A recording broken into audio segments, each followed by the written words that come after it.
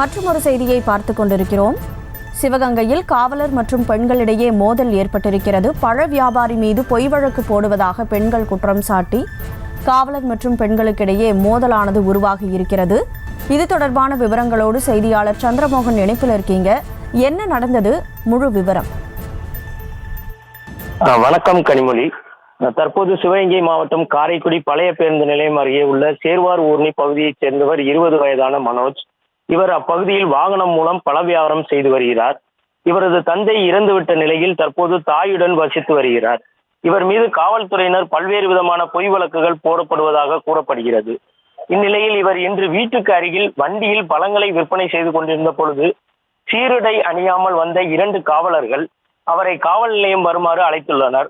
அப்போது அங்கிருந்த பெண்கள், இந்த பையன் மீது ஏன் பொய் வழக்கு போட்டுக் கொண்டிருக்கிறீர்கள் என்றும் இவனை கூட்டிக் கொண்டு போக விடமாட்டோம் என்று காவல்துறையினரிடம் வாக்குவாதத்தில் ஈடுபட்டனர். இது ஒரு கட்டத்தில் காவல்துறையினர் மற்றும் அப்பகுதி பெண்களிடையே அப்போது மற்றும் தள்ளுமுள்ளு ஏற்பட்டது. இதனால் அப்பகுதியில் பரபரப்பு நிலவியது. இந்த நேரத்தில் அந்த இளைஞரின் பாட்டி அழகம்மை அங்கிருந்த மண்ணெண்ணெயை தனது உடலில் முழுவதும் ஊற்றிக்கொண்டு தற்கொலைக்க முயன்றார். அங்கிருந்தவர்கள் அவரை தடுத்து 108 ஆம்புலன்ஸ் மூலம் காரைக்குடி அரசு மருத்துவமனைக்கு அனுப்பி வைத்தனர்.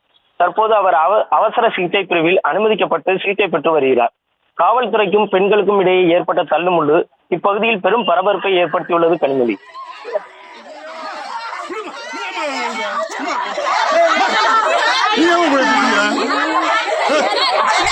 தகவல்களுக்கு நன்றி சந்திரமோகன்.